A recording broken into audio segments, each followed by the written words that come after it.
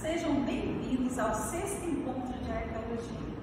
Na nossa programação de hoje, nós temos uma entrevista especial com os professores doutores Gilson Rodolfo Martins e Emília Marico Cachimoto. Nossa programação está acontecendo do dia 23 ao dia 25 no canal do MOARC no YouTube. Estejam todos convidados. Na entrevista de hoje, nós temos o tema Pesquisas Arqueológicas de Mato Grosso do Sul. E os nossos convidados especiais são os professores doutores Gilson Rodolfo Martins e Emília Marico Cachimoto.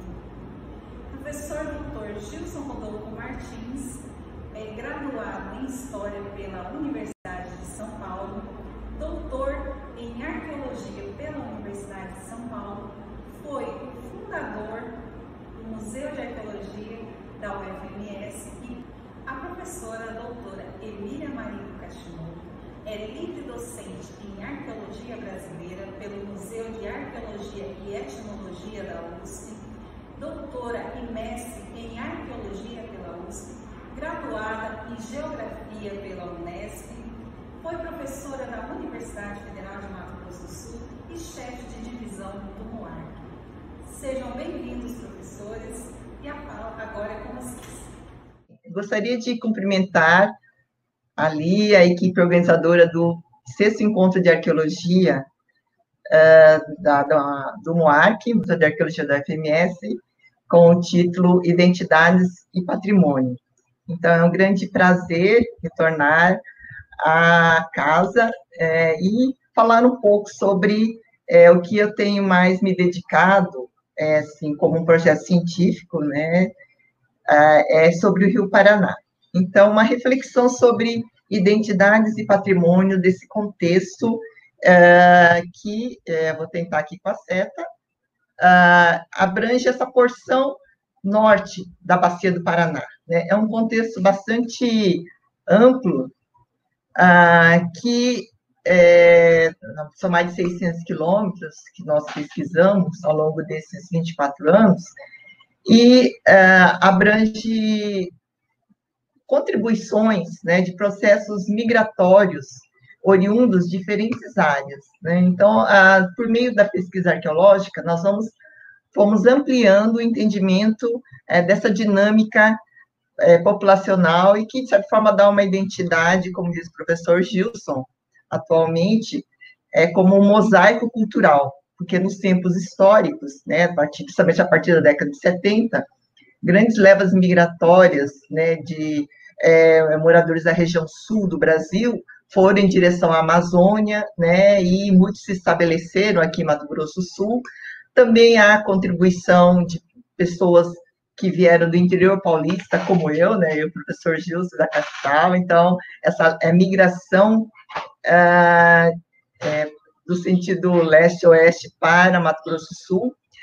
Na porção norte, aqui já próximo a Paraíba, Aparecida de Taboado, a gente vê a grande contribuição de pessoas de Goiás. É quase uma cultura goiana e do sul de Minas.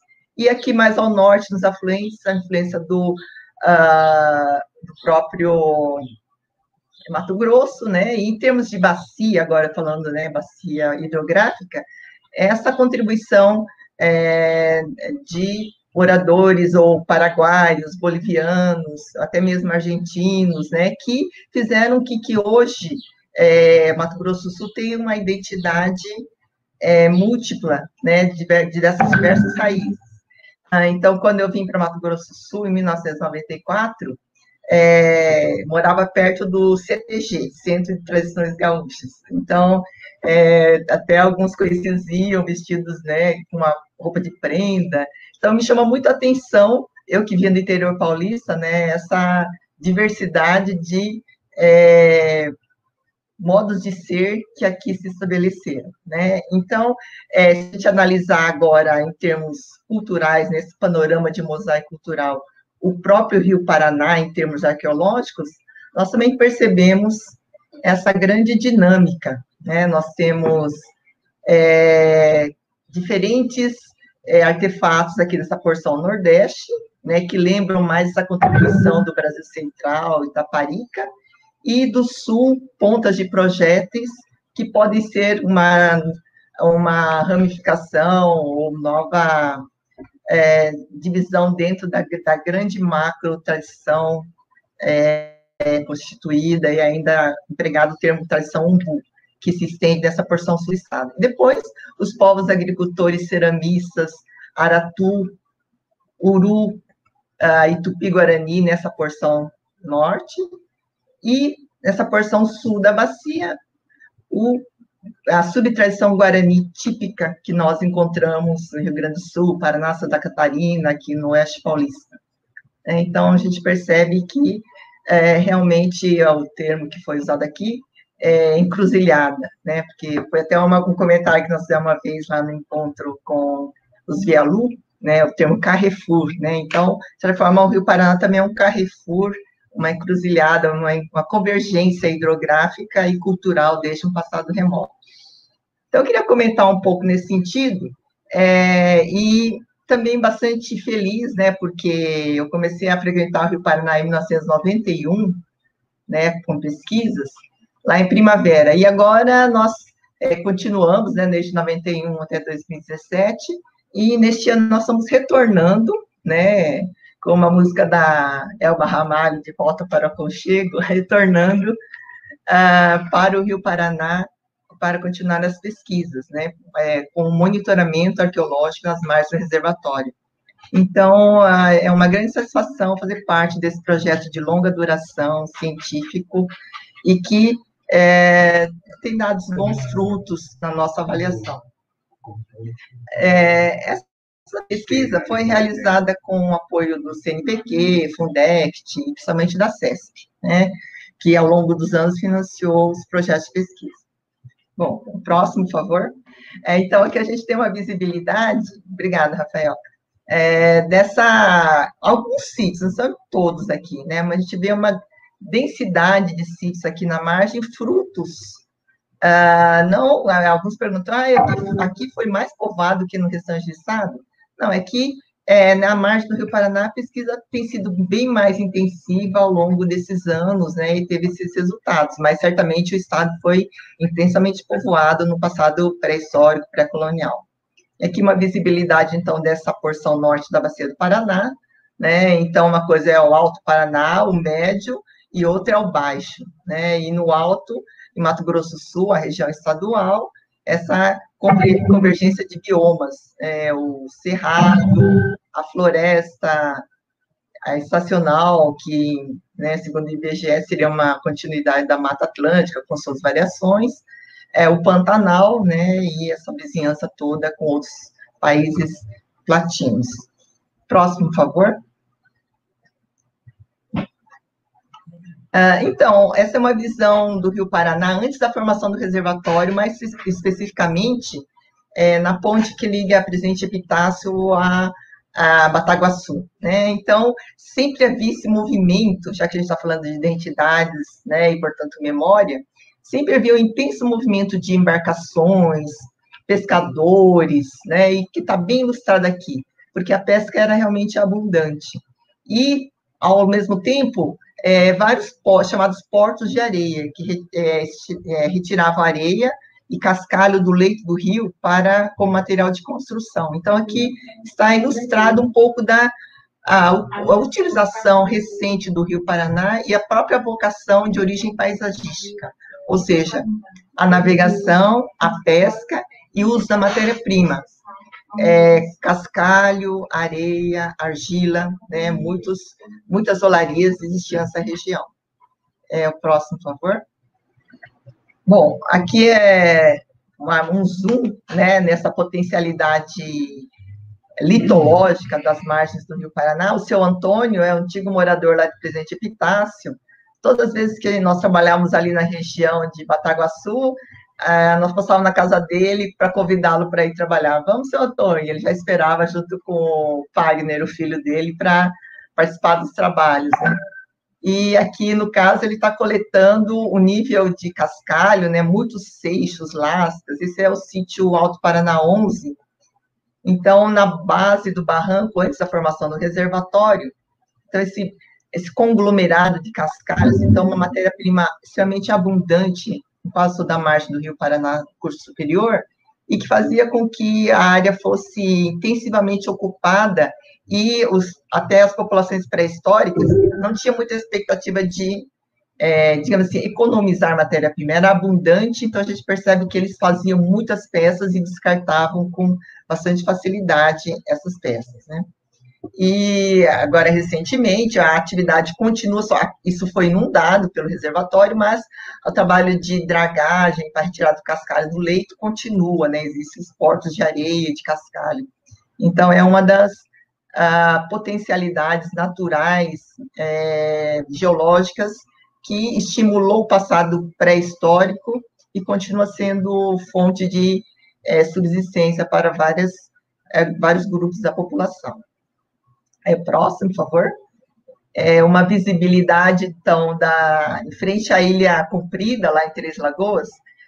Então, quando chega a época da próxima Piracema, né, que o volume da pesca aumenta, então há um verdadeiro congestionamento de embarcações, né, parece um pedágio, assim, um monte de barcos, né, mostrando que mesmo após a formação do reservatório, a diminuição dos recursos pesqueiros, mas a pesca acaba sendo ainda atividade de lazer, né, e de encontro com a natureza dessas populações ribeirinhas.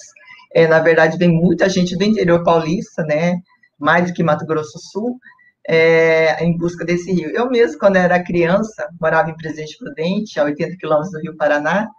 O grande passeio era ir lá no Rio Paraná, tomar banho, nadar lá nos bancos de areia que tinha próximo à Ilha Tibiriçá, né? Então, digamos assim, a área de lazer principal do morador do Oeste Paulista. Próximo, por favor. E aqui uma visibilidade onde foi construída a barragem de Porto Primavera. Foi bem aqui que foi construída. E na década de 70, o senhor Dito Cordeiro me forneceu essa foto. Ele, a família, os parentes foram visitar a área onde estava tendo uma conversa que seria construída uma barragem, né? Então, uma das últimas fotos do local das condições naturais. Então, no outro lado aqui, no lado paulista, com a construção, se viu que havia uma grande aldeia guarani, teve vestígios de muita cerâmica guarani, né? Uma intensa ocupação tanto do lado de lá como do lado de cá. Próximo, por favor. Aqui a barragem já formada, né? Então, nós estávamos aqui, eles estavam aqui, tirando aquela foto. Então, são 192 mil hectares, uma área bastante extensa, daí motivar essa continuidade da pesquisa arqueológica, no caso aqui em Mato Grosso do Sul, onde todos esses terraços aluviais foram inundados, né, nessa porção superior, e nós pesquisamos atualmente a margem. Próximo, por favor.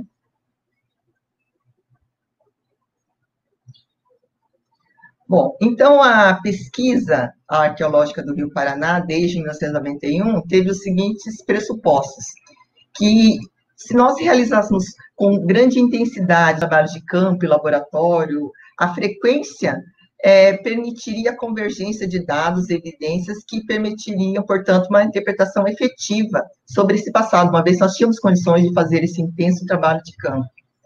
E um outro pressuposto é que a pré-história numa área tão extensa, né, 192 mil hectares, pouco conhecida, implicava, então, nesse grande volume de pesquisa de campo, uma análise detalhada, circunstanciada de cada contexto, para constituir-se uma abordagem histórico-cultural. Nós entendemos que, conforme o professor Gilson desde o início preconizou, né, a necessidade, primeiro, de uma abordagem histórico-cultural, para depois partir para análises com outros paradigmas e outras metodologias arqueológicas. Então, a partir de então, efetivamente, poderia-se fazer análise dos processos culturais pré-históricos regionais. Próximo, por favor.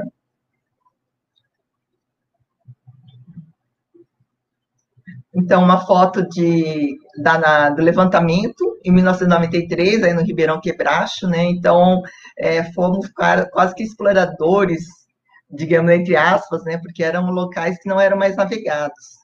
e fizemos trabalho pelo rio e pelos todos os canais fluviais e pelas vias terrestres. Próximo, por favor. Bom, então, uma síntese, né, do que foi feito foi uma análise do contexto regional, levantamento arqueológico no período de 1993 a 97, fizemos escavações de 43 sítios entre 96 e 2012, né, com centenas de datações radiométricas, monitoramento arqueológico de 638 quilômetros da margem do Rio Paraná, né, que eu estou contando sem o Paranaíba, no período de 2005 a 2017, fazendo medições periódicas, né, para quantificar e prevenir destruição de sítios a partir dos desenvolvimento dos processos erosivos. Então, esse trabalho que nós estamos continuando agora. Próximo, por favor. Bom, então, por favor, ao norte, o Cerrado, ao sul, a floresta. Pode passando, por favor, ficou com uma animação aí. Então, nessa área, pode ir passando, Rafael, por favor. Pode passar todos para aparecer. Isso. Bom, então, na margem direita do Rio Paraná, né, nessa área de fronteiras de biomas, nós fizemos, numa extensão de 638 quilômetros, 93, 97, escavamos 210 sítios, fizemos 44 escavações, 8 anos de monitoramento, enfim, foi esse contexto aqui, né, do Rio Paraná. E aí eu vou falar mais especificamente do sítio Rio Ivinhema 1, VN1, Lagoa do Custódio 1, CD1 e Brasilândia 8 aqui. Então, os municípios, aqui onde nasce o Rio Paraná, enquanto Paranaíba e Rio Grande, no estado de São Paulo. Próximo, por favor. Então, aqui, essa é a típica paisagem, como deveria ser no passado pré-colonial, dessas várzeas do Rio Ivinhema, essa porção sul do Rio Paraná, com seus canais, lagoas, né, e intensa e abundante vegetação, floresta aluvial. Por favor, próximo. Então, aqui na foz do Rio Ivinhema, né, o típico sítio VN1, né, então, uma vila de pescadores, né, agora distrito, né, de Naviraí. Então, no quintal das casas, nós encontrávamos as urnas, né, e as pessoas, conhecíamos as pessoas ao longo do tempo. Então, tem pessoas que a gente conhece já há 20 anos, né, que moram nesse local. Uma típica aldeia guarani, com camadas anteriores de ocupação. Próximo, por favor. Então, nós fizemos um intenso trabalho de educação patrimonial. Então, esse também é um dos grandes, digamos assim, umas grandes satisfações, né, do nosso trabalho. Como ficamos mais de 27 anos aí na região, então nós temos um contato intermitente, mas continuado com as populações, sabemos quem mora, quem não mora. Então a Isamara hoje já é uma moça, né? Ela era criança na época, e a gente testa um pouco de como equacionar melhor a educação patrimonial a longo prazo, para que ela não seja somente um discurso, né? Para que realmente surge efeito para uma reflexão, para ampliar os horizontes dos moradores locais. Próximo, por favor. Então, em 2006, né, a Aline Tostes Palma fez um trabalho de dissertação de mestrado em desenvolvimento local, justamente entrevistando os moradores desse local, desse sítio, né, para entender o que eles pensavam acerca do sítio arqueológico, né? Então, havia um grande distanciamento. O resultado demonstrou que havia uma expectativa de geração de renda, mas que aquilo não acrescentava necessariamente nenhum aspecto mais diferenciado, a não ser uma curiosidade deles, por nós estarmos curiosos por aquilo, né? Mas, esse passado longínquo, mesmo nós trabalhamos o conceito do tempo histórico, do tempo pré-colonial, acaba sendo abstrato, e isso a gente reflete que tem que ser uma construção a longo prazo. Próximo, por favor. E aqui é a Lagoa do Custódio, né? Então, o sítio CD1 é aqui. É a foto também do seu Dito Cordeiro, né? Ele estava antes da formação do reservatório. Então, aqui também foi uma grande aldeia guarani, desde pelo menos 1.500 anos atrás até o século XVIII. E uma vez nós estávamos falando lá numa trabalho de educação patrimonial na escola Guaicuru e Anaurilândia, Olha, esse sítio chama Custódio porque tinha um senhor chamado Custódio que morou lá sozinho até o fim da sua vida. Aí uma garota levantou, é meu avô, né, a Karen, né? Então foi uma grande satisfação de sentir uma continuidade, ela saber um pouco do paradeiro, do que onde o avô dela morava, o que tinha naquele local, e que lhe despertava interesse científico, né? Então, foi muito interessante essas construções que a gente vai fazendo ao longo da educação patrimonial, ao mesmo tempo que as pessoas vão encontrando meandros da sua própria história, também vai ampliando a complexidade do que esse lugar que eles moram hoje representou no passado longínquo, né? Próximo, por favor. Bom, aqui é o mesmo lugar, já formando o reservatório de Porto Primavera, então, o sítio Lagoa do Custódio 1. Então, a gente vê como que topograficamente é um lugar privilegiado, e não é à toa que o seu Custódio morou lá, teve a aldeia Guarani, até os caçadores de 4.000 anos também estavam por ali. Próximo, por favor. E aqui o professor Gilson escavando esse sítio Lagoa do Custódio, né? Então, as camadas guaranis, né? E aqui de 3.400, uma abundância de peças líticas, né? O próximo, por favor, vamos ilustrar lá.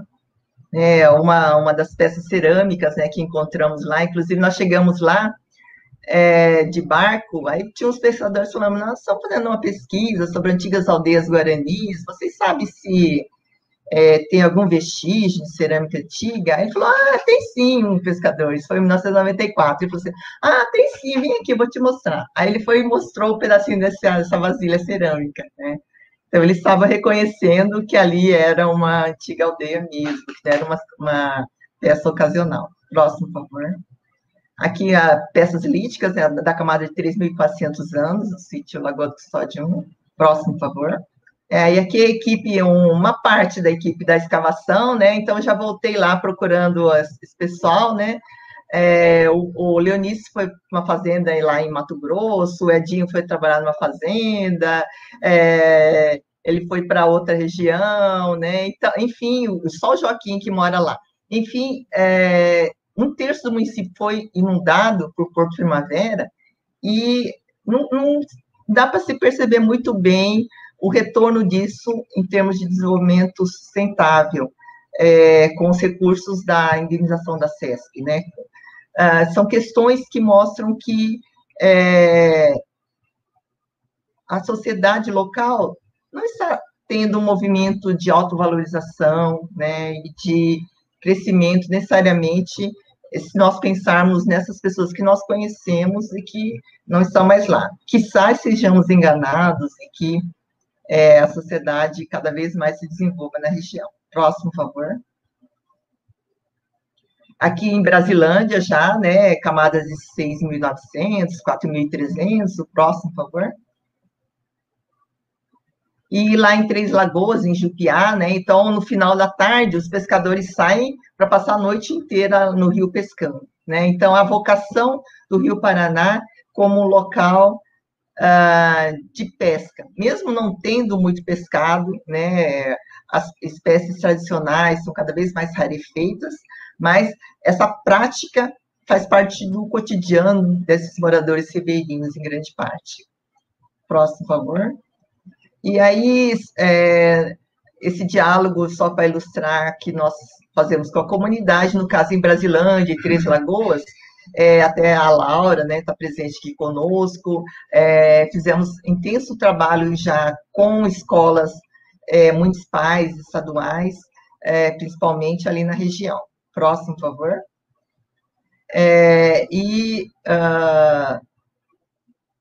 Aqui em Três Lagoas, né, oficinas de cerâmica que exercitamos, né, então, às vezes a gente escuta falar, e aí, né, vocês vêm aqui, falam, explanam, né, e aí, como é que fica? Né? Então, a nossa intenção nesse novo projeto, retornar e levar novas notícias, novas publicações, o que está acontecendo, né, mostrar a continuidade da pesquisa e como, apesar da formação dos reservatórios, existem elementos da paisagem que fazem parte da identidade regional desde esse passado pré-colonial e que eles, né, muitas vezes, os pais gostam de pescar, mas os filhos, muitas vezes, falam, eles moram na beira do Rio Paraná, mas não conhecem o Rio Paraná. Lá em Bataguaçu, está a 30 quilômetros do Rio Paraná, mas muitas crianças não sabem onde fica, né? Então, também,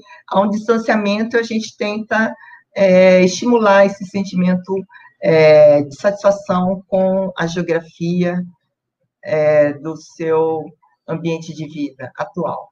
Próximo, por favor. Fizemos o catálogo cerâmico, né? Colocando toda a ilustração e entregamos para escolas, né? Para que seja uma das formas de vislumbrar a diversidade cultural, diversidade tecnológica e a sociodiversidade complexa que existiu no passado pré-colonial na região e que vale a pena pensar nisso para até, talvez, repensar a nossa realidade atual. Próximo, por favor. Algumas peças são utilizadas como referência para artesanato, né? Também é uma das formas de trazer o passado para o presente. Bom, e o próximo eu encerro. Passei um pouquinho meu tempo, mas agradeço a atenção e o convite, essa possibilidade de relembrar as belas paisagens do Rio Paraná e a bela sociedade que atualmente ali é. Muito obrigada. Obrigada, professora Emília, obrigada por essas imagens, por essas informações preciosas, e eu não tenho nem palavras para agradecer. Professor Gilson, não tem nem o que falar. Professor Gilson, o senhor pode se posicionar, tá? Boa tarde, suponho que seja tarde, porque isso aqui é uma gravação e deverá ser transmitida àqueles que nos assistem, né, durante a semana do 6º Encontro de Arqueologia do MUARC, Identidades e Patrimônio. Bom, como nós estamos aqui numa mesa virtual, eu, a Emília, a professora Emília e vocês do MUARC e aqueles que nos assistem, eu quero começar minha fala cumprimentando a professora Emília por mais uma vez ter dado essa grande contribuição para a popularização do conhecimento arqueológico de Mato Grosso do Sul para a nossa população. Por mais que já tenha sido feito e continua sendo muito bem feito, talvez até melhor ainda no MUARC, né, circulando por aí, como a própria professora Emília já acabou de dizer, nós ainda não conseguimos democratizar o conhecimento arqueológico, no sentido assim de divulgá-lo e ele se transformar em um patrimônio cultural de conhecimento científico na nossa população. Se compararmos, sobretudo, com alguns outros estados, o Rio Grande do Sul, no Brasil, talvez seja o estado onde a arqueologia seja mais popular, sempre presente nas escolas, exposições. É um estado que investiu bastante e conseguiu os bons resultados. Outros países, então, muito mais do que nós, mas estão caminhando, né? Nós começamos aqui da estaca zero e acho que nesses 30 anos de pesquisas realizadas no âmbito da Universidade Federal de Mato Grosso do Sul e depois nos últimos 8 anos no MUARC, acho que a gente avançou, mas precisamos fazer muito mais. Bom, então, nessa mesa virtual, eu cumprimento também, desejando uma boa tarde, um bom aproveitamento cultural e científico, aqueles inscritos, né, os participantes inscritos aqui do 6º Encontro, e que façam, então,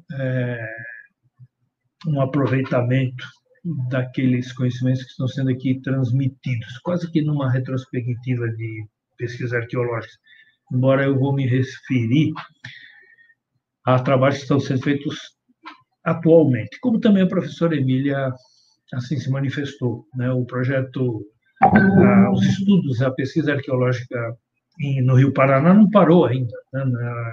Está em continuidade, estamos assim numa fase nova de monitoramento do que acontece, né, com os sítios arqueológicos, agora nessa nova realidade geográfica que é a dos reservatórios assim já consolidados.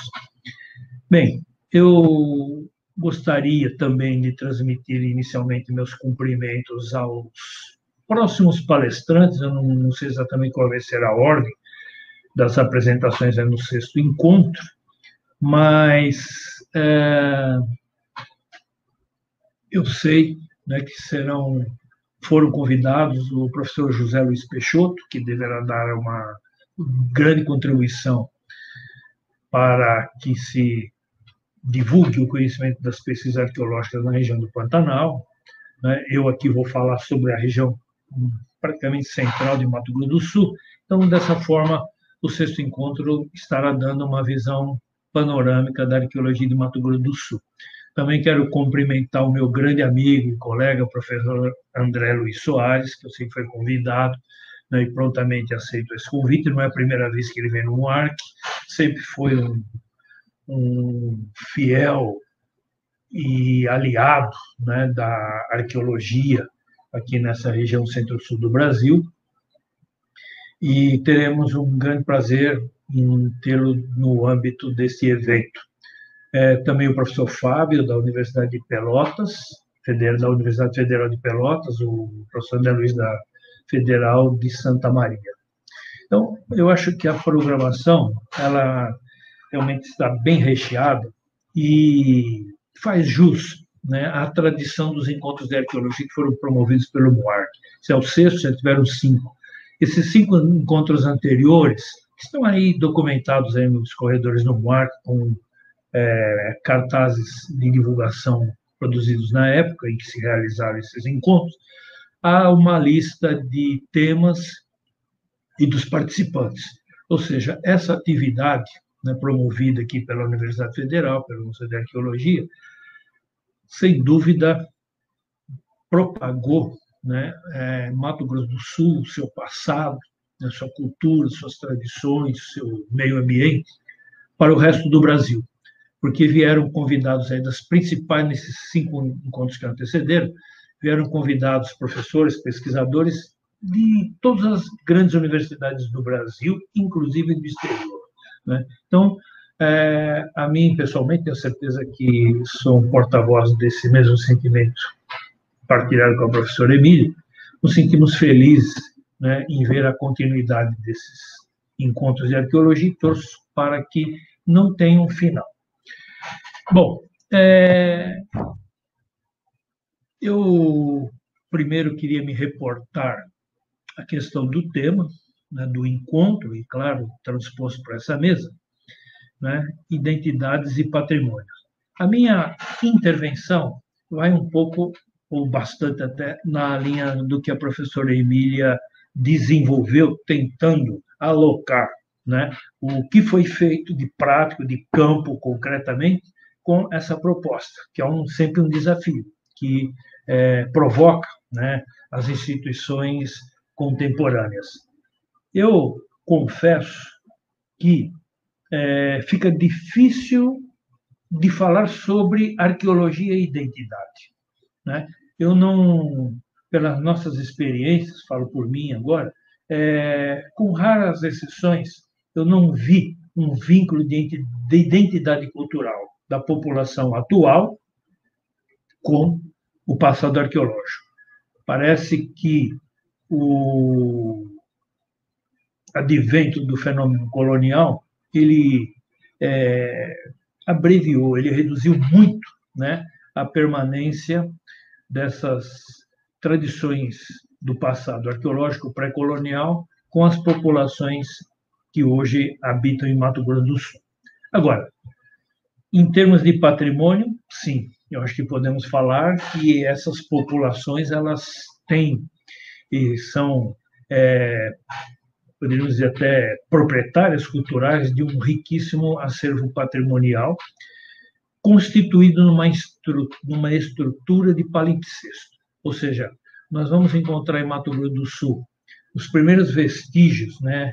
Os primeiros não, os mais antigos vestígios até agora encontrados da população humana, ou da presença humana no território estadual já há mais do que 13, 15 mil anos, provavelmente. E nesse longo período, nós tivemos, assim, uma sobreposição de experiências civilizatórias humanas. Ou seja, diferentes sociedades aqui se instalaram em diferentes momentos do passado e cada uma teve seu começo, meio e fim. Algumas coisas, mais recentemente, permaneceram, né? Alguns hábitos, alguns traços culturais das populações indígenas que aqui viviam no período colonial ainda se fazem presente. Mas aquele aspecto mais remoto dos caçadores-coletores pré-históricos, acho que nem entre os índios se faz presente nenhum vestígio. Mas não quer dizer que isso não seja um patrimônio valoroso e que temos que preservar para que possamos entender e reconstruir a trajetória da humanidade e testando suas experiências culturais, tecnológicas, sobre o mesmo território. Isso é interessante porque nos permite, né, romper com aquele determinismo geográfico de que o homem é fruto do meio. O que nós vamos ver é que sobre os mesmos lugares, claro, com algumas variações ambientais e paleoambientais, mas sobre os mesmos lugares as pessoas aqui praticaram aquilo que hoje a gente preza tanto, que é a chamada diversidade cultural.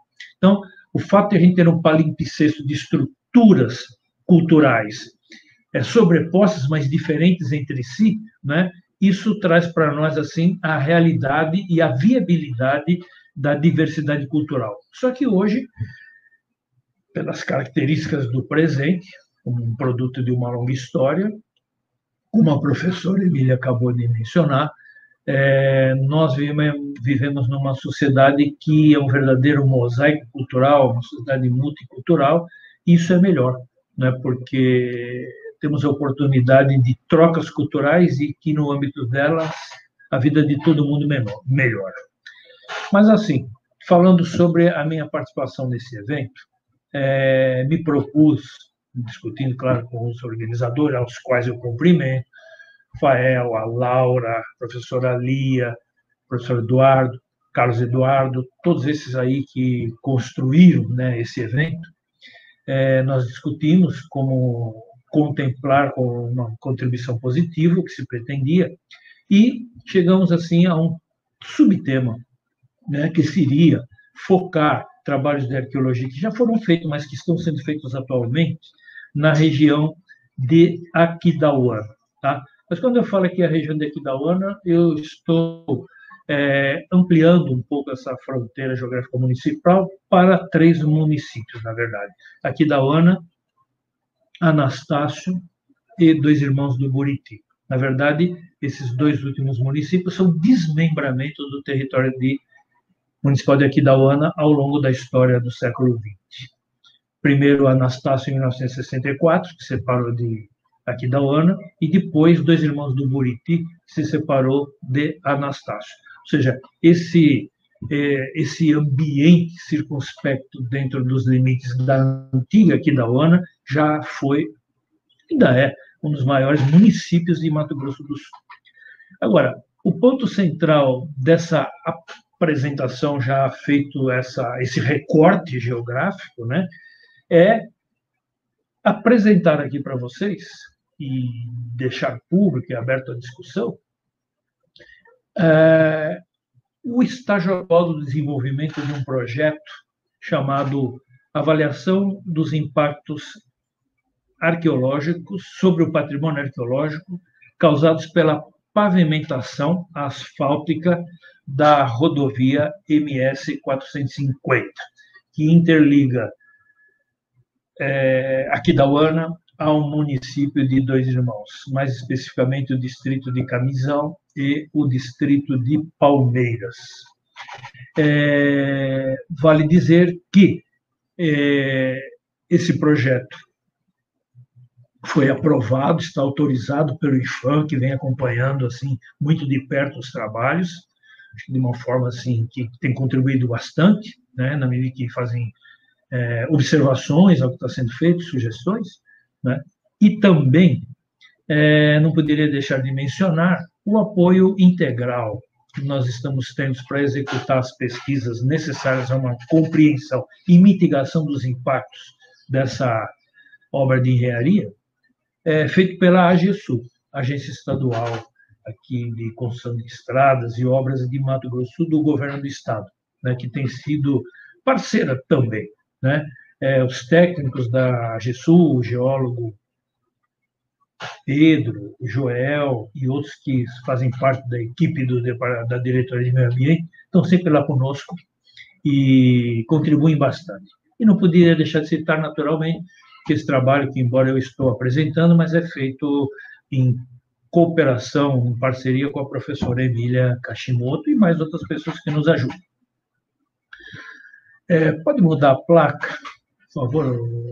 A placa, o slide. Vocês estão vendo aí nessa imagem de abertura, um pedaço já asfaltado, e aquele trecho lá sem asfalto de 1 quilômetro aproximadamente, que é onde está o sítio, que ainda não foi asfaltado e vai ser abordado provavelmente ainda no final desse ano, mas provavelmente no ano que vem. Pode mudar, Rafael, por favor. Uhum.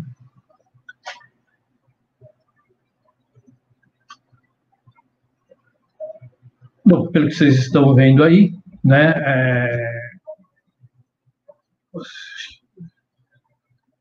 Uhum. Bom, pelo que vocês estão vendo aí, na imagem anterior, né? É bom lembrar que essa estrada já existe há décadas, né? Ela não foi aberta agora. Então, a maior parte dos danos que foram ocasionados ao sítio arqueológico, chamado Aquidauana 5, que é o principal ponto ali de atenção, já havia sido promovido por outras ações antrópicas ao longo do século XX, quase que inteirinho, e o começo desse século. Bom, eu gostaria de citar também de que, devido assim, às peculiaridades, né, do entorno dessa rodovia MS 450, né, o que ela reúne tanto no sentido cultural como ambiental, fez com que ela fosse objeto de uma preocupação do governo do Estado e a transformasse não uma simples rodovia, ela passou a ser uma rodovia na categoria de estrada-parque, ou seja, ela por si só, ao ser definida como tal, isso é por meio de dispositivos legais, já reúne as condições para uma preocupação preservacionista, seja do meio ambiente, seja do cultural, maior do que numa pavimentação convencional. Então, a estrada-parque já ela, por si mesma, já é entendida como uma unidade de conservação. E deve-se citar aqui que, em torno dessa estrada-parque, existe também a APA de Piraputanga, que reúne, então, esses dois elementos. Aquilo que tem próximo à estrada e o que tem no entorno da estrada, conservando um lugar assim, de paisagem cênica. Eu sou muito apaixonado por esse lugar aí.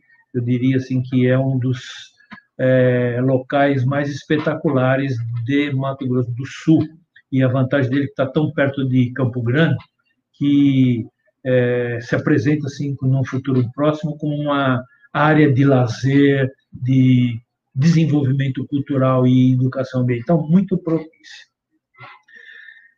Agora, vocês estão vendo aí nessa imagem, né, a localização de Aquidauana, né? É importante chamar a atenção, falando um pouco agora da geografia desses três municípios. Eu estou pondo Aquidauana, mas aí já está mais ou menos assim, próximo ao ponto final dessa flecha, reunindo os três municípios. Até porque, como eu disse, essa estrada-parque, ela está exatamente na divisa entre Aquidauana, Dois Irmãos e Anastácio. Bom, o que nós temos aí é uma região de transição do Planalto, né? Essa região aqui amarela, que é o Planalto Campo Grande e Maracaju, e o início da planície, né? Falando geomorfologicamente, a planície sedimentar pantaneira. Bom, é uma região, então, de transição ambiental, né? Onde o relevo ele se caracteriza como sendo um front de cuesta, portanto, ao contrário dessa planura que nós temos aqui no Planalto, tanto é que por isso que se chama Campo Grande, essa região aqui, né, superior, e também uma planície, toda planície o próprio nome já está dizendo, uma planura, uma região bastante retilínea, assim, no sentido geomorfológico. Nós vamos ter, então, a nossa área de estudo, onde nós estamos preocupados, né, nessa transição do Planalto para a planície, uma verdadeira ruptura. Por isso que eu falo que é um relevo de cuesta. E, especificamente, dentro desse relevo de cuesta, que são grandes paredões, os moradores aqui de Campo Grande, né, quando vão para Corumbá ou vêm de lá para cá, passam obrigatoriamente por esse espetáculo natural, por essa escultura geológica, né, que existe no nosso estado, mas também aqui a região de Rochedo, Corguinho, as pessoas vão aí, né, nas cachoeiras do Inferninho, do Céuzinho, tem uma visão mais ou menos assim desse relevo escarpado. Agora, o que tem de interessante aqui nesse lugar, onde está a estrada, é justamente o rio Aquidauana, que nasce aqui no Planalto, próxima região de São Gabriel do Oeste. Ele vem descendo, né, se dirigindo ao seu tributário principal, que é o Rio Paraguai. Ele vem descendo e abre um verdadeiro cânion aqui, é um rio de Planalto, até se transformar num rio pantaneiro. Depois vai confluir, antes de chegar no Rio Paraguai, com o Rio Miranda, e ambos formam um único braço até chegar no Rio Paraguai, que era conhecido no período colonial como Imboteté. E também teve um outro nome, o Rio Aquidauana já teve 2 nomes antes, né? Até mais, que vamos falar só os maiores, mais conhecidos, é o Imboteté e depois Rio Mondego, que é o rio que hoje ainda passa pela cidade de Coimbra, em Portugal.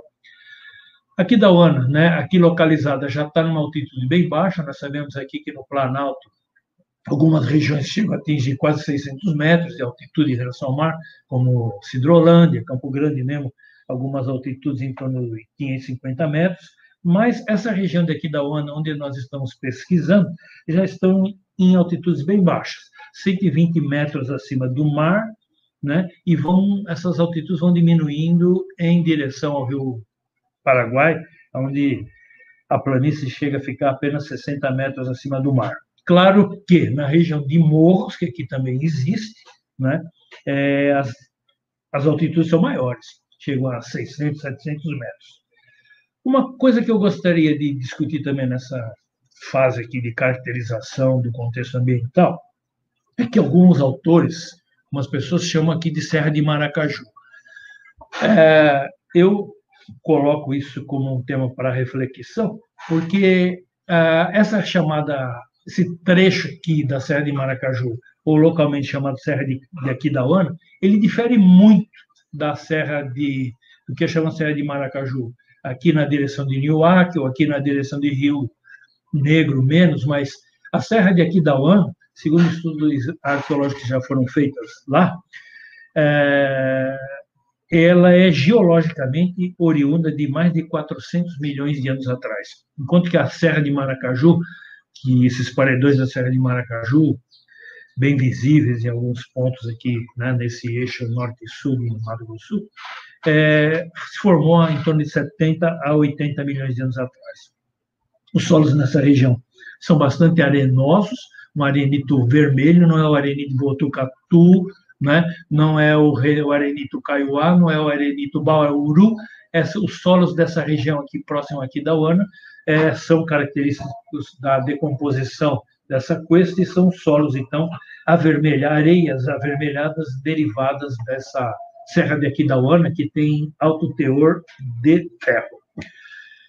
A vegetação, aí, brevemente, ela caracteriza-se, como não podia deixar de ser, numa região de cótono, né, como já dissemos, então é uma floresta submontana associado a vegetações intrusivas oriundas do Pantanal ou aqui do Cerrado. Então, nós temos um complexo vegetal aí bastante interessante.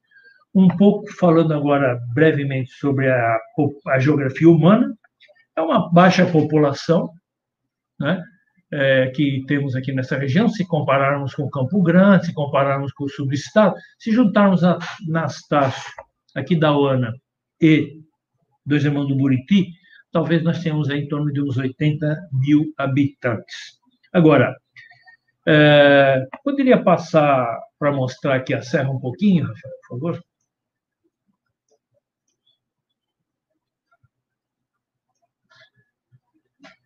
Bom, aqui é uma divisão dos 3 municípios, né? Aonde isso. Então aí nós temos o cânion que eu acabei de falar, né? Ele é trabalhado todo pela invasão, pela escultura, né? Ao longo de milhões de anos que o rio Aquidauana estava procurando uma passagem, né? Por esse obstáculo geológico para depois se dirigir, né? Para o Rio Miranda e o Paraguai, né? Então ele consegue, ele tem êxito, né? Em abrir, né? Um cânion onde as rochas eram menos resistentes, mas as partes mais resistentes permanecem até hoje. Talvez um outro símbolo desse contexto seja o famoso Morro Azul, né, no município de Anastácio, logo aqui do lado, quando está assim pela 262, BR-262, todo mundo vê do seu lado direito. E aqui nós já temos uma visão, inclusive, da estrada já asfaltada, né, vindo de Dois Irmãos, que é do lado de cá, indo para Piraputanga, que fica aqui no final desse cânion, né? E aqui está mais ou menos o trecho que ainda não foi asfaltado, em torno de 700 metros, que vai ser objeto de uma segunda etapa, a etapa de gestão patrimonial, que já protocolamos o projeto no IFAM, para dar sequência e uma finalização dos trabalhos aqui de mitigação do impacto que foi provocado. Mas gosto de repetir que a estrada já existia, né? O impacto também não é assim algo dramático. Acho que as medidas que estão sendo feitas são satisfatórias. Falta um pouquinho, Rafael. Bom, a região, volta mais um pouquinho, aí. A região de Aquidauana, né? Ela, estamos falando da geografia humana, ela tem fases, como já dissemos aqui, vários palimpsestos, várias estruturas sociais ou contextos, né, históricos, uma periodização, né? E aí começa com a história de Aquidauana, recente, né, desde que a cidade surgiu. Aí não é Aquidauana, estamos vendo Corumbá, mas eu quero ilustrar que Aquidauana fazia parte do complexo de comércio fluvial que teve em Corumbá o seu grande eixo após o final da Guerra do Paraguai e o começo do século XX. Tá? Inclusive, nessa época, Anastácio e Aquidauana faziam parte do mesmo território e a parte mais, assim, vamos dizer, urbanizada de Aquidauana ficava do lado que hoje é Anastácio. Tanto é que a avenida principal ali, que vai bordeando o rio Aquidauana, se chama Avenida Porto Geral. Por que esse nome? Porque esse Porto Geral integrava esse sistema do complexo fluvial de uma navegação até internacional que tinha assim como centro, né, a área core, o Porto de Corumbá. Né? Nós podemos depois perceber um deslocamento do processo urbanístico da margem esquerda do rio Aquidauana, onde hoje é Anastácio, para a margem direita, que é a fundação de Aquidauana em 1892, né? Aliás, um pouco depois, a transferência desse projeto urbanístico da margem esquerda para a margem direita, em função da implantação da ferrovia. Pode passar, eu só ilustrar a imagem da estação ferroviária lá de Piraputanga. Rafael. Então, vejam só, né? Nós estamos falando aqui, se não há questão da identidade com o passado arqueológico mais remoto, mas há sim com a história atual, né? O mais recente, um passado mais recente. Então, aqui nós temos uma imagem da estação de Piraputanga, tá? Piraputanga se insere, né, com essa estação na alavanca de desenvolvimento que foi a noroeste para todo esse eixo, né, paralelo. E essa estação ela é muito emblemática se a gente pensar em que a música Trem do Pantanal foi escolhida como a música símbolo de Mato Grosso do Sul. Isso porque o Trem do Pantanal, na década de 70, 80, era muito frequentado por jovens estudantes, né, dos grandes centros urbanos do litoral atlântico do Brasil ou até do exterior, que faziam essa viagem até Corumbá para depois chegar até Machu Picchu. Então, era um romantismo, né, da juventude naquela época. E a passagem pela estação de Piraputanga sempre era uma coisa assim apaixonante, porque passa no meio daquele camp, né? E aí o trem parava, os jovens desciam, havia todo um comércio, toda uma movimentação nessa estação, que contrasta com essa melancolia que estamos vendo agora nessa imagem. Mas isso é tombado, é patrimônio histórico. Nesse trecho aí até o Pantanal, tirando a estação de Miranda e Aquidauana, e a de Aquidauana, inclusive, foi reformada recentemente, ela se descaracterizou um pouco, essa estação e a de Miranda são as mais bem preservadas de Campo Grande até Corumbá. Então, quando se pensa no trem do Pantanal, temos que prestar uma atenção patrimonial nesses edifícios que ainda estão conservados e precisam continuar assim. Inclusive, a nossa ideia é que, se negociações aí progredirem, que esse espaço, que hoje está vazio, venha se transformar na sede de um museu aberto, que a gente tem insistido, né, chamado a atenção das autoridades municipais, estaduais, para valorizar o turismo nessa região. É um turismo tão rico do ponto de vista ambiental, como também do cultural. E aí poderíamos ter um receptivo e depois as pessoas se distribuírem.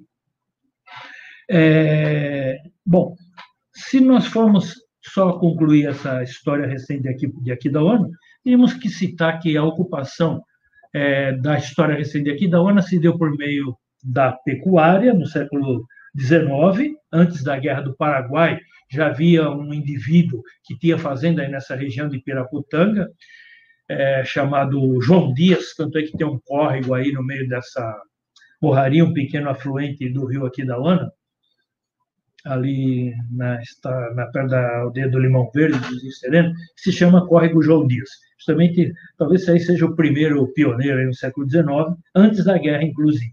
Aí veio a Guerra do Paraguai, alterou bastante, desequilibrou esse nascente, né, assentamento humano mais recente, e a Guerra do Paraguai ela deixou marcas muito importantes nessa região, talvez a mais emblemática, que é uma insígnia do lugar, seja o livro Retirada da Laguna, de autoria do Visconde de Toné, que ficou vivendo aí alguns meses aí nessa região, né, enquanto preparava o avanço da Força Expedicionária Brasileira, Voluntários da Pátria, em direção à Fazenda Laguna, no Paraguai.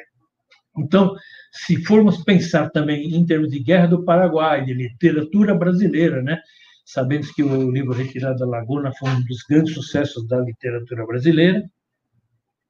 Esse cenário aí de Piraputanga, sem dúvida, é uma área patrimonial que precisa ser bastante cuidada, sinalizada, orientada, né? Por tudo isso, é uma região que promete bastante em termos de ecoturismo, promete bastante em termos de turismo cultural.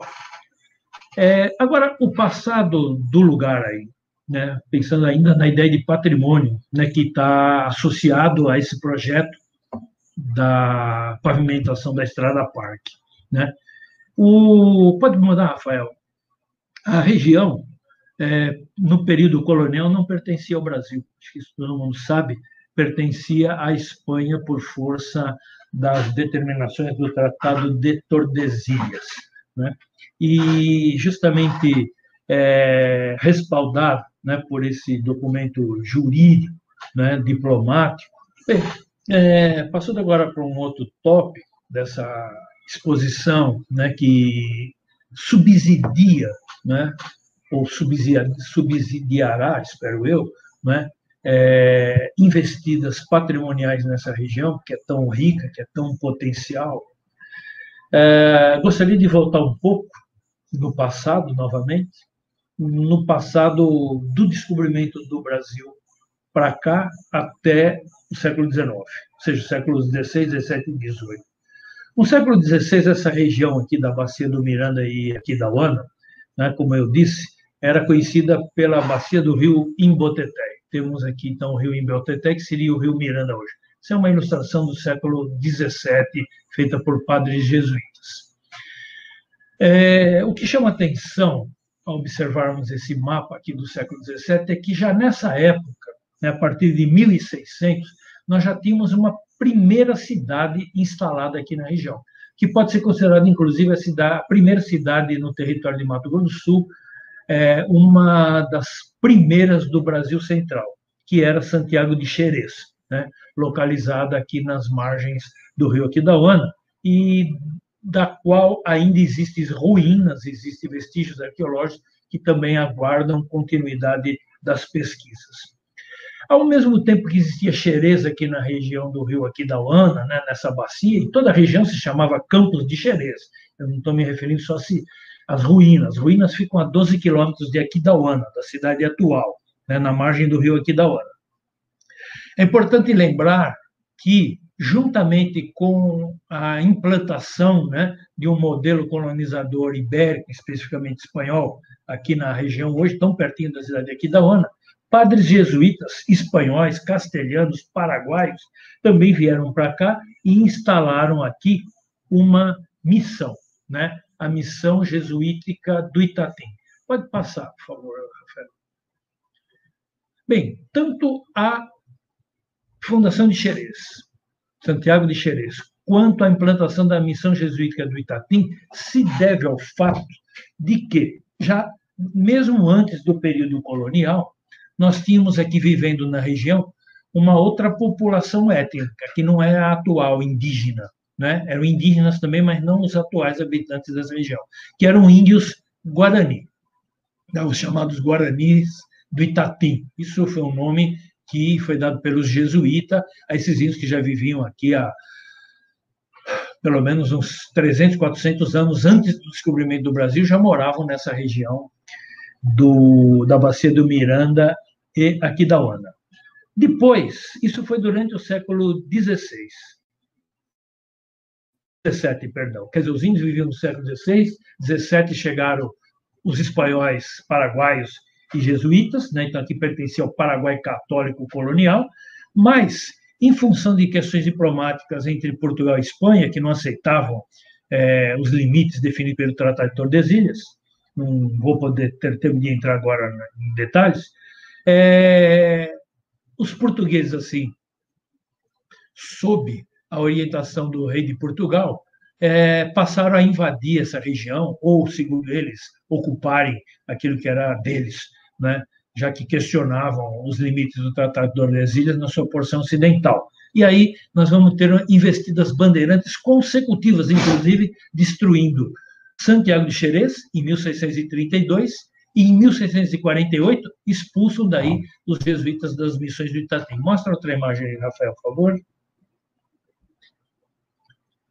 Bom, então, talvez aqui, né, isso aqui é uma imagem artística, né, do bandeirismo de apresamento, que vinham aqui para prender esses índios das missões e levá-los, já que eles eram meio docilizados, domesticados pela catequese, então eram índios que tinham um bom valor no mercado de escravos no litoral atlântico, né? Então os bandeirantes vinham aqui com a finalidade de apreender índios, apresar índios para vendê-los como escravos. Com o final do século XVII, os bandeirantes mudam a relação com esse território e passam, então, a passar por aqui via as monções, né? Aí já indo direto para Cuiabá, passavam por aqui no início, né, do ciclo das monções. É interessante destacar que antes da rota clássica, Rio Tietê, Pardo, Camapuã, Coxim, Taquari, Cuiabá, São Lourenço, aliás, Paraguai, São Lourenço e até chegar em Cuiabá, eles não conheciam esse caminho ainda, estavam testando. Os primeiros bandeirantes do ciclo das monções, ainda no início do século XVIII, eles escolheram um caminho que achavam que era mais perto. Eles vinham pelo Tietê, desciam o Paraná, entravam no Pardo, quando o Anhanduí, né, que é esse rio que passa aqui em Campo Grande, desaguava no Pardo, eles subiam o Anhanduí até a sua cabeceira, ou seja, aqui em Campo Grande, né, e aí tinha um pequeno varadouro a pé, até um rio que chama Varadouro, ele nasce ali na divisa de Campo Grande com Terenos, desciam esse rio Varadouro até o rio Cachoeirão, que é um afluente da margem esquerda do Aquidauana, desciam o Aquidauana, aí chegava no Miranda e depois para o Paraguai. Então, no começo do século XVIII, se tentou por aqui. Depois é que se escolheu o caminho de Camapuã. Então, mas Não deixaram praticamente vestígio, mas deixaram o conhecimento da região. Isso foi importante para incorporar essa região ao território brasileiro nas negociações diplomáticas do Tratado de Madrid. Pode passar? Bom, com isso, durante praticamente a segunda metade do século XVIII, a região ficou assim meio pouquíssimo frequentada por colonizadores ibéricos, sejam eles espanhóis ou portugueses. Já no século XIX, nós temos início, então, novamente de um ciclo da pecuária, né, vindo sobretudo de Minas Gerais e também de Cuiabá, né? A pecuária pantaneira vem se expandindo até aqui, e essa região sofre um grande impacto com a Guerra do Paraguai em 1864. Né? Sabemos que o principal cenário do início da guerra foi justamente próximo a essa região, Aquidauana, Nioaque, né? Miranda, e, como eu acabei de dizer, né, o Visconde de Toné ficou escondido aqui na região de Piraputanga por mais de 3 meses, e aqui tem nesse livro famosíssimo, né, um verdadeiro patrimônio cultural aqui da região e do estado e do Brasil. Nesse livro, na sua edição original, nós temos assim bicos de pena feito pelo próprio Toné, que essas primeiras representações imagéticas gráficas do Morro Azul, do Rio Aquidauana, que o Toné descreve assim bastante apaixonado, né? Logo após a Guerra do Paraguai, e que os originais desses mapas estão no Museu Paulista lá no Paraguai, em São Paulo, Museu de Ipiranga, que vai ser reaberto daqui 2 anos para comemorar o bicentenário da proclamação da independência do Brasil. E aqui temos, então, só para ilustrar, índios terenas na aldeia do Ipeg, em Aquidauana, ainda com uniformes de soldados da Guerra do Paraguai. Bom, Aquidauana, acabando a guerra, Aquidauana é fundada por fazendeiros mirandenses em 1892, e a partir daí tem aquela história que eu acabei de contar agora há pouco. Agora, com relação ao passado arqueológico. Tem mais uma imagem aí, Rafael, que eu queria mostrar, só da Aquidauana na época da fundação. Então, essa casa aqui é em Anastácio, a casa do Vicente Anastácio, que é um italiano que morava em Nioaque, depois veio morar aqui. Ele tinha um vapor, né, e chamava Ligúria. E esse vaporzinho, o naviozinho, né, ele vinha, como eu disse, de Corumbá, trazendo mercadorias aqui, e daqui iam para Nioaque a cavalo, e depois distribuía para todo o Planalto. Então, aqui temos uma reminiscência patrimonial, né, do tempo do comércio fluvial, que foi a primeira grande fase de ocupação e urbanização da região. Ainda desse período, um outro exemplo, a famosa Casa Cândia, que era uma casa comercial que ainda existe em Anastácio e que se dedicava também à redistribuição dessas mercadorias que vinham transportadas de Corumbá até aqui, em Aquidauana, na época, na Avenida Porto Geral, que era o Porto Geral, sob a gerência empresarial desse italiano Vicente de Anastácio. Pode passar a próxima. Vicente de Anastácio. Pode passar a próxima. Agora eu vou falar sobre os sítios arqueológicos, sobre o projeto propriamente dito. É que eu estou tentando caracterizar a região na perspectiva aí do que é patrimonial, né? Nós temos aqui, então, uma imagem, né, da área com alguns dos sítios, né? Aqui o Aquidauana 5, aqui o sítio Antas 1, aqui o Aquidauana 4, né, que é o Cera, que é Camisão, que é Piraputanga, e aqui está o sítio. Então, essa é a estrada MS-354, aqui nós temos a BR-262, né, e o rio Aquidauana passa daqui. Pode passar a próxima imagem. Bom, na verdade, apesar de que há dezenas de sítios aí nessa região, alguns espetaculares, como esse aqui, o Aquidauana 2, muito próximo aí da região de estudo, né? Existe esse belíssimo painel de arte rupestre, né? Existem outros ainda com bastante arte rupestre. Pode mostrar, Rafael? Mais algum? Esse é um sítio de Aquidauana, até tem uma imagem recortada desse painel aqui no MUARC, né? Talvez uma das primeiras cenas mostrando a navegação no Pantanal, no Rio Aquidauana. Vocês podem observar uma pequena canoa aqui com uma pessoa em cima, tartaruguinha, outras aqui aquáticas, né? Mostrando então que ele está no rio, né? E esse lagartinho, bom, não vou entrar na interpretação agora, só para mostrar, tem mais uma aí, pode mostrar?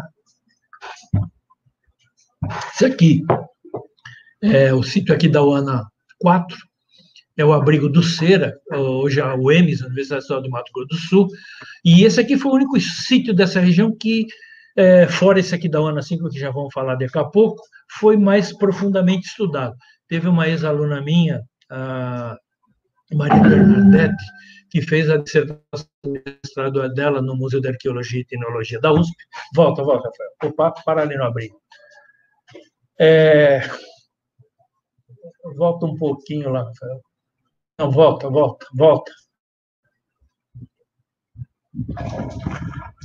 Opa, vai para frente agora. Pula mais um pouco. Pula mais. Não descer. Volta um descer. Volta mais um. Volta. Aquele que tem o abrigo que eu estava falando. Volta mais um. Aí. Então, esse sítio de uma dissertação de mestrado produziu um material bastante interessante. É um sítio também com pintura rupestre. O que nós vemos muito aí, né, nessa região, apesar de que ainda há pouco pesquisa, é que já sabemos de antemão que há muitos sítios com arte rupestre, tem outros que eu não estou mostrando aqui, que não temos tempo, e, sobretudo, líticos, ou seja, são evidências arqueológicas de um passado de caçadores-coletores pré-históricos dessa região que antecedeu a chegada dos índios. Tá? Nós sabemos que esses sítios, provavelmente, eles têm uma influência de populações de caçadores que vieram do Planalto, talvez indo em direção ao Pantanal, e deixaram aí vestígios líticos e de artes rupestres. Pode passar mais uma? Então, aí nós temos um sítio, chama Sítio Correntes, né? Aqui está bem perto já do rio Aquidauana, onde o rio Correntes deságua, que é ali em Palmeiras, e aqui temos os vestígios arqueológicos, né? Essas de arenite silicificado, esse raspador aqui frontal, que é o mesmo tipo de material líquido que encontramos no Planalto, sobre arenite silicificado, em Campo Grande, em terrenos, e que depois vamos encontrar nessa região de transição, que mostra, então, que esses habitantes do Planalto vinham menos aqui de Piemonte da Cuesta. Pode passar mais um? Bom, pode passar. Também sabemos que nessa região, no passado pré-colonial, antes dos índios Guarani, como eu disse, que viviam aí há pelo menos 400 anos do descobrimento, hoje nós sabemos que outros índios ceramistas, agricultores, provavelmente horticultores, viveram aí mesmo antes da chegada dos índios Guarani, já no passado pré-colonial. Essa cerâmica que foi encontrada no sítio aqui na Uana 2,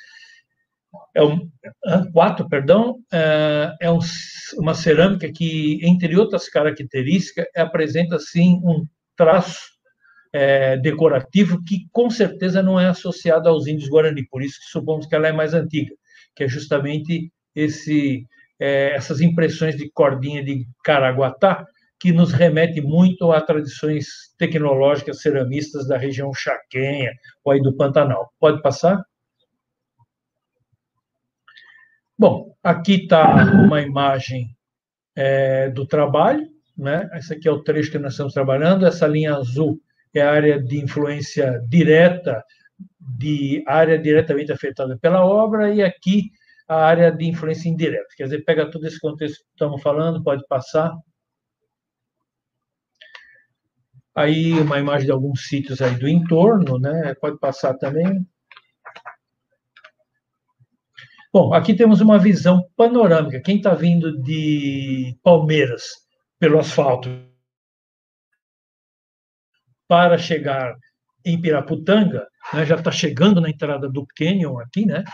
Essa estrada é o trecho da MS 450 que o IPHAN solicitou que não fosse asfaltado, o resto, são 18 quilômetros, está tudo asfaltado, para que se fizesse o estudo nesse local aqui, né, que já foi feita uma parte, mas tem que haver uma continuidade na categoria de gestão patrimonial. Pode passar? Bom, aqui o sítio fica bem no paredão, bem ao pé do paredão, tem essa pedra que o pessoal ensina aí da UFMS, né? E lá em cima tem inscrições rupestres, provavelmente estrelas, aqui é o que a gente chamaria de uma arqueoastronomia. Pode passar?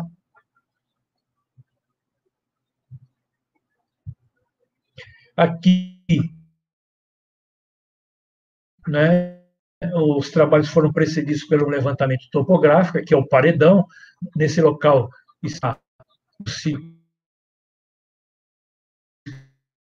inscrições rupestres, o Ernesto se dirige ao rio Aquidauana, e essa área, então, nós trabalhamos inicialmente. A estrada passa aqui, é o trecho que não está asfaltado, e aqui nós temos a área de decapagem 1, né?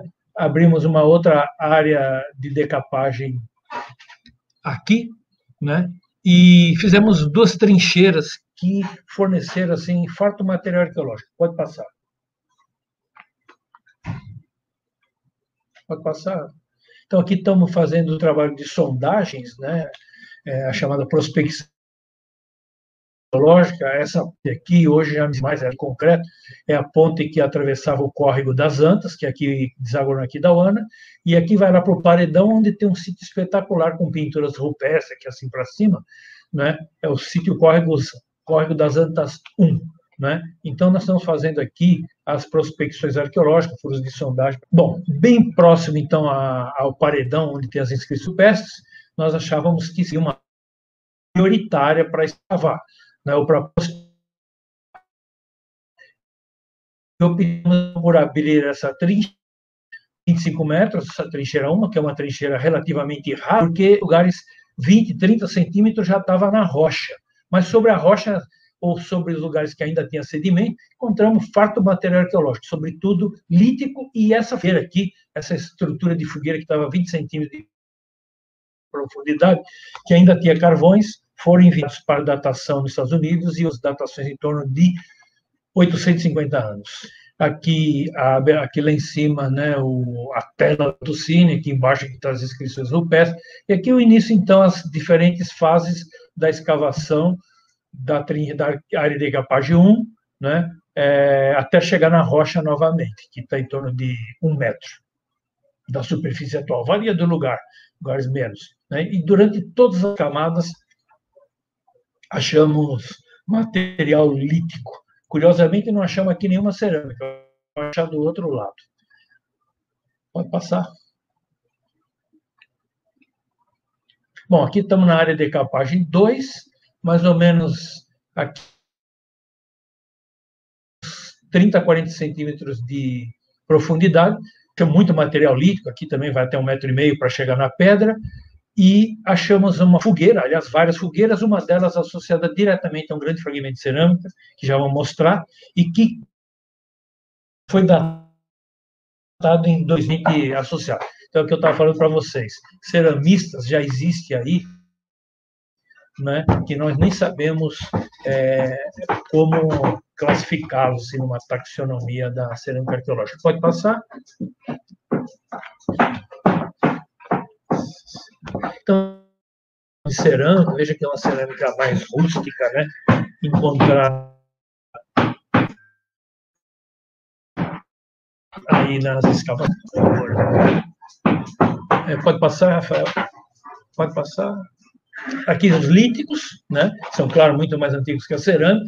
Uma coisa muito importante, assim, é referir até centenas de peças, mas especialmente essa aqui, que está sendo usada como uma ilustração, que é o que a gente chama de lesmo, e essa, dentro da linguagem técnica da arqueologia, é chamado um fóssil guia, ou seja, é o tipo de ferramenta que é características de povos de caçadores-coletores de 5.000 anos atrás para mais antigos. Pode passar? Bom, em seguida, com esses dados que já tínhamos, né, organizamos um trabalho de patrimonial na escola lá municipal de Piraputanga, depois de explicar sobre arqueologia de Mato Grosso do Sul, Arqueologia Geral, que foi feito, a empresa cedeu o ônibus para que levássemos os alunos, e aí eles tiveram uma aula de campo podendo observar, né, as escavações que estavam sendo feitas, ainda eram visíveis nesse momento. Bom, com isso, eu vou concluindo, dizer o seguinte, né, que não seria força barra dizer que essas crianças elas têm uma identidade construída a partir de tudo isso que nós falamos até agora.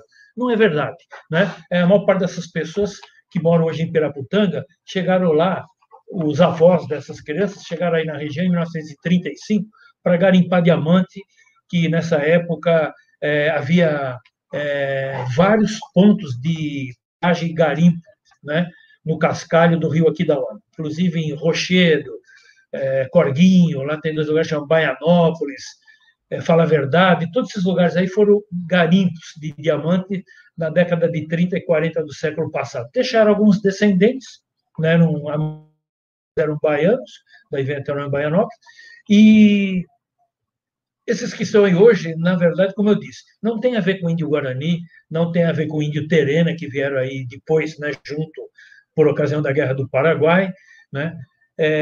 Não tem a ver com esse passado todo que a gente está referindo. Mas, hoje, eles moram no lugar, né? E, como eu disse, aí há camadas culturais sobrepostas, é um processo de humanização do lugar, né, feito por diferentes experiências, assim, que